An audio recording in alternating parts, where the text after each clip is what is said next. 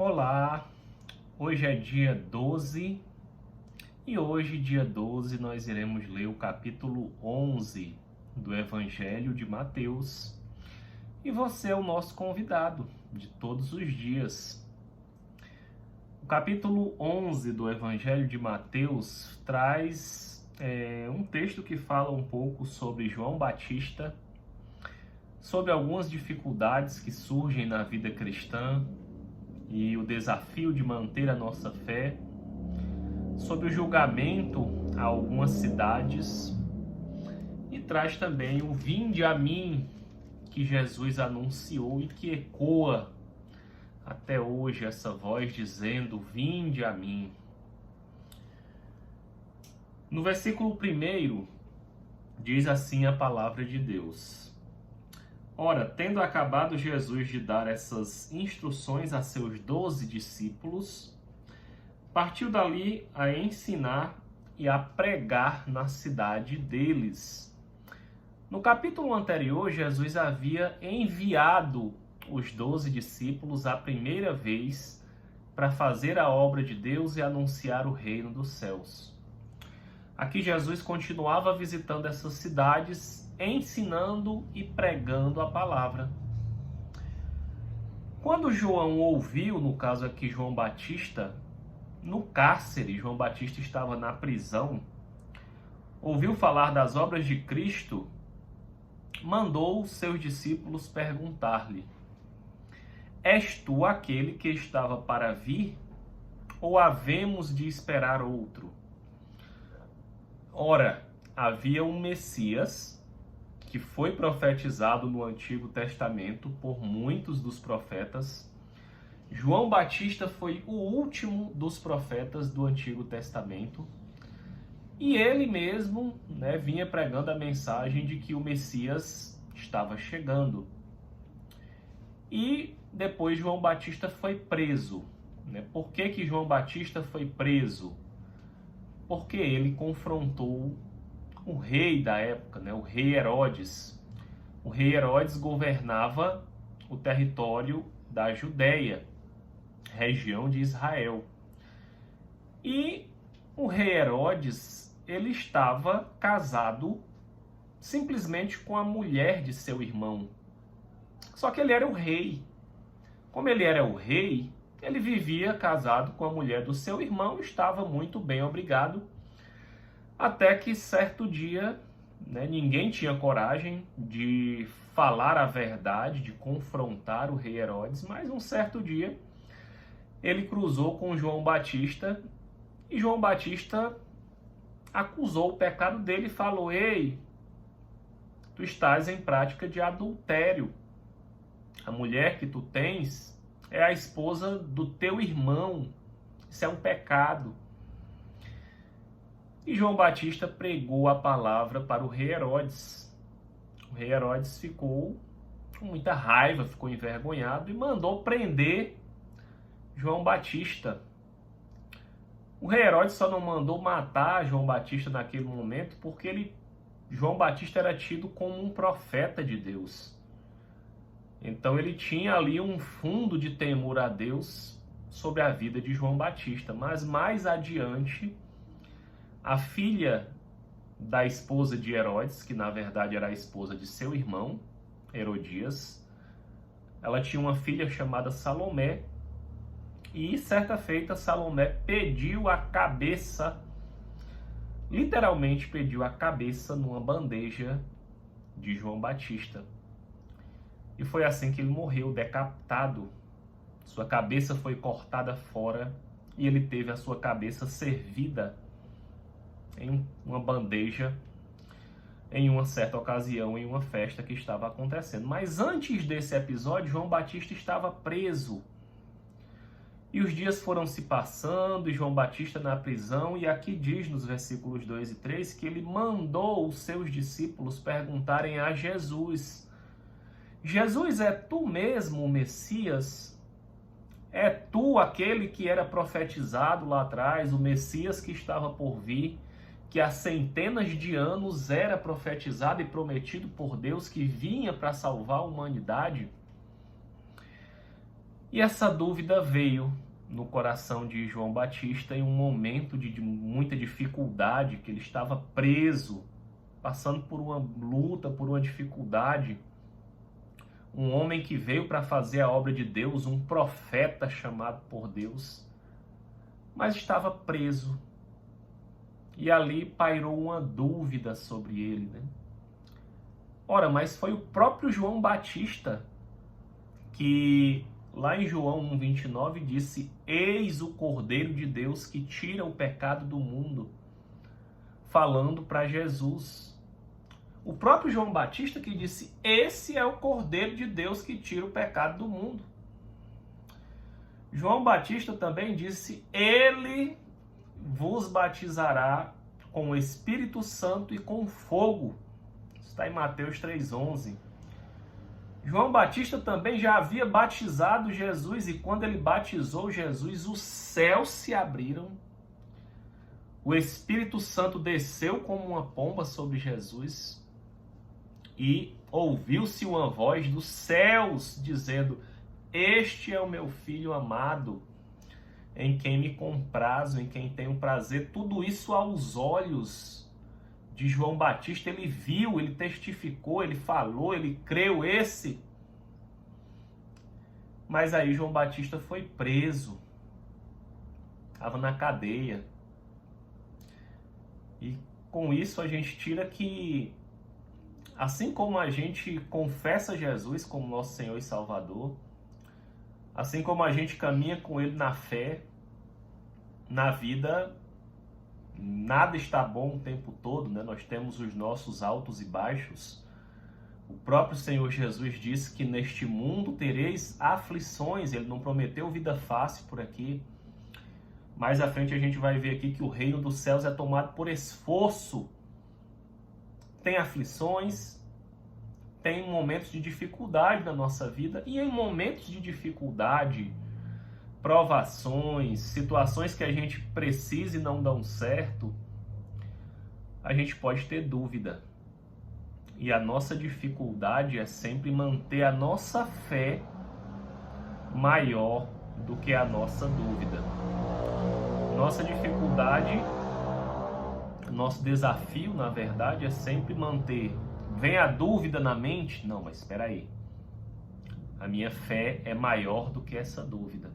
Então não vou deixar a minha mente ser tomada pela dúvida. Eu tenho que trazer à mente tudo que Deus já fez na minha vida. Então, nesse momento que João Batista teve dúvida, ele mandou perguntar: Jesus, é tu mesmo, Messias? Versículo 4, Jesus respondendo disse-lhes: anunciai a João o que estáis ouvindo e vendo. Os cegos veem, os coxos andam, os leprosos são purificados, os surdos ouvem, os mortos são ressuscitados e aos pobres está sendo pregado o Evangelho.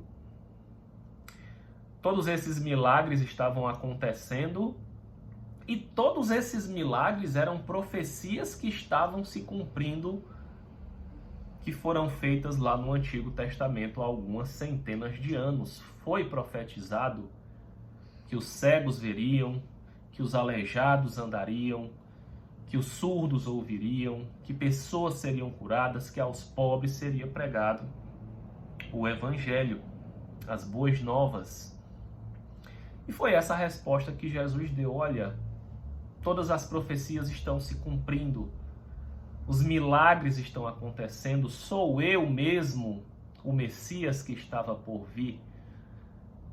E Jesus finaliza dizendo aqui: bem-aventurado é aquele que não achar em mim motivo de tropeço. Por que Jesus disse isso? Porque no momento de dificuldade que João Batista estava vivendo, ele poderia questionar. Você às vezes pode ser acometido por uma doença incurável, você pode ser acometido pelo desemprego, por um problema grave na família, na vida, na saúde, na vida financeira, e você pensar: Jesus, tu não estás comigo? Eu não sou filho de Deus, eu não sou servo de Deus, por que isso está acontecendo comigo? E aí eu não posso colocar Jesus como sendo a minha pedra de tropeço. Jesus disse aqui, bem-aventurado é aquele que não achar em mim motivo de tropeço. Eu não posso deixar o medo e a incredulidade me tomar ao ponto de eu dizer, não vou mais servir Jesus, eu não quero mais esse Deus, porque diante de tanta dificuldade, por que Deus não ouve a minha oração que eu estou pedindo? Se desesperar diante do tempo de Deus, o tempo de Deus ele é diferente do nosso tempo, né? Então muitas vezes as próprias promessas de Deus demoram aos nossos olhos a se cumprirem na nossa vida. Mas a nossa missão é perseverar em fé, é crer que o mesmo Deus que nos chamou e que já fez muito na nossa vida vai continuar fazendo, porque Ele é fiel para cumprir. E na segunda parte aqui dos versículos 7 em diante, aí Jesus começa a dar testemunho de João Batista. Jesus começa a dizer quem é aquele, se vira para os seus discípulos e vai dizer quem é João Batista. E ele pergunta, né, o que aquelas pessoas iam ver no deserto, quando João Batista estava lá? Iam ver um caniço balançado ao vento, né? Iam ver uma pessoa bem vestida, bem arrumada, um homem vestido de roupas finas? Não. João Batista vivia no deserto, comia gafanhoto, mel silvestre, se vestia de peles, né? Então ele não tinha nada de elegante, ele não tinha nada, mas ele era um profeta de Deus que pregava a palavra da verdade. E Jesus diz que escreveram acerca de João Batista no Antigo Testamento. E Jesus diz que, versículo 11, em virtude vos digo que entre os nascidos de mulher ninguém apareceu maior do que João Batista. O que Jesus está dizendo é que entre todas as pessoas da humanidade, João Batista é o maior. Mas o menor no reino dos céus é maior do que João Batista. Então Jesus vem anunciar o reino dos céus e ele diz que o menor daqueles que foram salvos, daqueles que alcançaram o reino dos céus, é maior do que João Batista. Mas João Batista aqui, Jesus dá um grande testemunho, ou seja, ainda que ele esteja vivendo esse momento de dúvida, ainda que você esteja em dúvida em relação à sua fé, ainda que você esteja em dúvida sobre a tua fé, a tua comunhão, os teus caminhos com Deus, Deus continua sabendo quem você é e continua olhando para o teu coração e para o teu desejo de servi-lo. Mesmo em meio à dificuldade, Deus sabia quem era João Batista. Jesus não tinha dúvida de que ele era um grande homem. Chegou a dizer aqui que ele era o maior dos nascidos de mulher.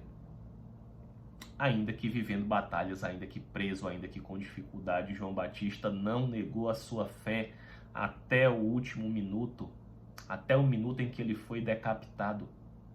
Ele não negou a sua fé. Ele lutou a batalha da fé até o fim.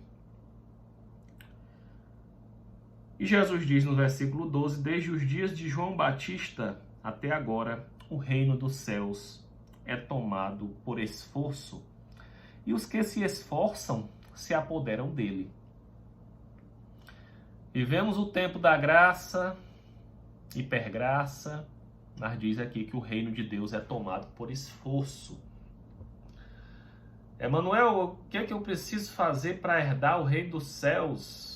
Obedecer a Deus, tirar tempo de comunhão com Deus, buscar os caminhos de Deus, ler a Bíblia, ler a palavra de Deus, buscar viver em obediência. E para tudo isso eu preciso me esforçar. A graça já foi, toda a obra da parte de Deus já foi consumada. Jesus já morreu pelos nossos pecados, mas isso exige também de nós um esforço no sentido de buscar a Deus. Eu costumo dizer que para seguir o caminho da carne, a porta larga, eu não preciso fazer nada, eu só preciso deixar a minha vida seguir. Mas para viver a vontade de Deus, eu preciso me esforçar. Eu preciso decidir amar a Deus em primeiro lugar, tirar tempo com Deus, buscar a vontade de Deus para a minha vida, buscar a Deus em oração, e todas essas coisas, todas as coisas espirituais, são contrárias à minha vontade carnal, porque a minha carne gosta de fazer outra coisa. A minha carne gosta da corrupção, gosta do pecado. Então eu preciso me esforçar para ativar o modo espírito e para obedecer à vontade de Deus. Diz aqui que o reino dos céus é tomado por esforço, porque todos os profetas e a lei profetizaram até João. E aqui diz, e se o quiseres conhecer, ele mesmo é Elias. Né? João Batista ele veio aí no espírito de Elias. Está profetizado lá no livro de Malaquias 4, 5 e 6, são os dois últimos versículos do Antigo Testamento, que antes do dia do juízo viria ao Elias, né? Viria o espírito de Elias, e diz aqui que o espírito de Elias, o espírito profético, estava sobre João Batista. Só coisas boas aqui a respeito de João Batista, né? Ainda que ele estivesse em um momento de provação da sua fé. E você aí que me assiste, como é que está hoje a sua fé? Você está firme com Jesus? Está no momento de dúvida? Está no momento de prova da sua fé? Está difícil? Está difícil se esforçar? Está frio? Que Deus derrame graça sobre a tua vida para que você esteja firmado nos caminhos de Deus. No versículo 16, 17, 18 e 19, Jesus faz aqui uma pergunta: mas a quem hei de comparar essa geração? E que geração é essa aqui? Ele diz, essa geração é semelhante a meninos que sentados na praça gritam aos seus companheiros: nós tocamos flauta e vocês não dançaram. Entoamos lamentações e vocês não choraram, não prantearam. Veio João Batista, que não comia nem bebia, e vocês dizem, tem demônio. Veio o Filho do Homem, que come e bebe, e vocês dizem, é glutão, é bebedor de vinho, é amigo de publicanos e pecadores. Jesus diz, a quem eu vou comparar essa geração? Para essa geração nada tá bom. Sempre tem algum problema. Ah, eu não vou seguir a Deus. Que esse povo da igreja, para mim eu sou melhor do que esse povo da igreja. Tudo gente problemático. Ah, que o passado dele, olha aquele dali. Olha o que ele fazia no passado dele, olha esse outro. Ah, esse povo, a igreja cheia de problemas. Só querem tomar o dinheiro da gente. A quem hei de comparar essa geração? Pergunta Jesus. Que para tudo acha problema. Tudo tem problema. Se um jejua, tem demônio. Se o outro come, é comelão demais, come e bebe demais. Jesus só sabe reclamar. A geração da reclamação, da murmuração. Todo mundo está errado, está tudo errado, a igreja está errada, Deus é errado, só eu que estou certo. Só o que eu penso é o que está certo, todo mundo está errado. A quem hei de comparar esta geração? Mas a sabedoria de Jesus é justificado pelas suas obras. São as obras que praticamos que apontam para a sabedoria de quem pratica. Dos versículos 20 até o 24, Jesus aponta aqui para o juízo que sobreviria sobre algumas cidades, que sobrevirá, na verdade, no dia do juiz. Ele fala de algumas cidades que ficavam na região da Galileia, de Corazim, de Betsaida e de Cafarnaum. Cidades onde Jesus e os seus discípulos pregaram a palavra, operaram milagres. E as pessoas, mesmo assim, não se arrependeram. Gente, a Bíblia é um livro tão atual que ela se aplica lá ao passado, mas também se aplica aos dias de hoje. Quantos milagres nós vemos hoje na Igreja de Deus? Quantos milagres são testemunhados? Quantos milagres as pessoas veem? E mesmo vendo todo esse mundo de milagres, o mover de Deus, as pessoas não creem, não se arrependem dos seus pecados. Não creem na obra de Deus. Muitas vezes vê uma pessoa testemunhando de um milagre. Ah, tá mentindo. É mentira. Ou simplesmente ouve e não crê, ou acha que Deus...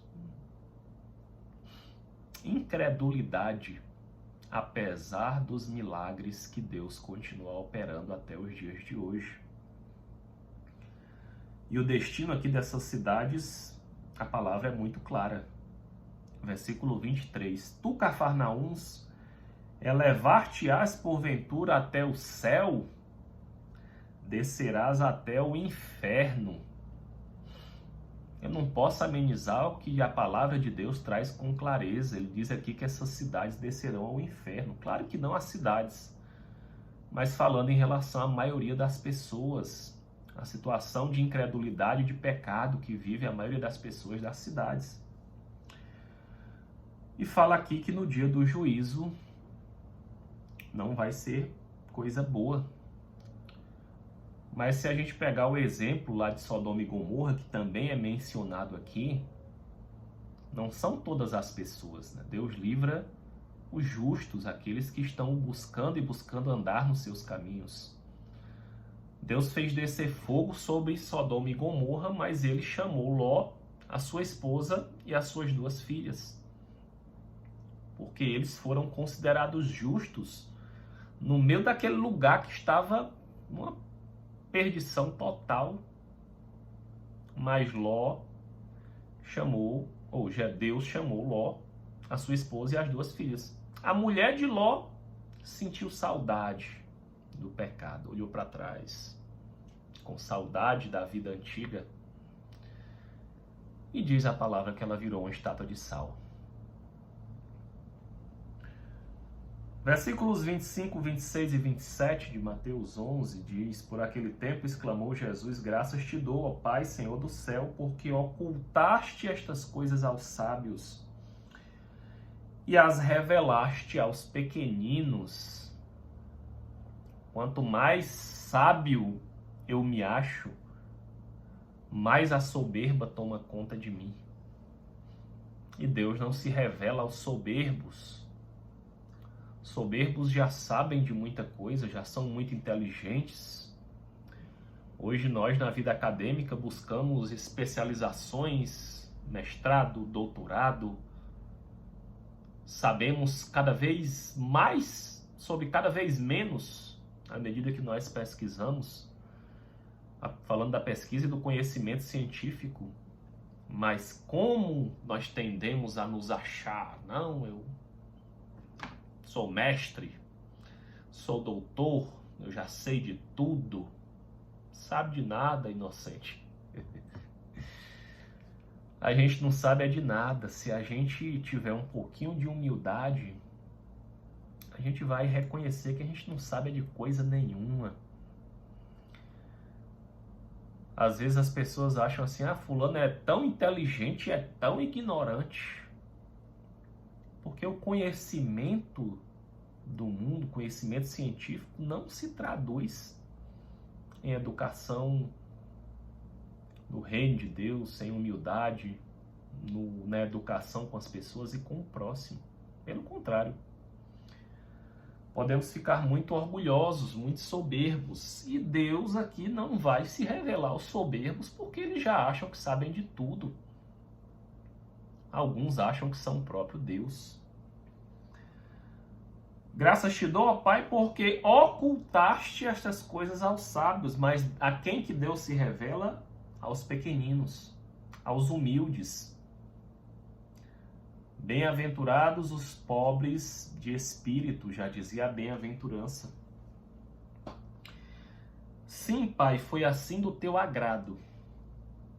Tudo me foi entregue pelo Pai. Ninguém conhece o Filho senão o Pai.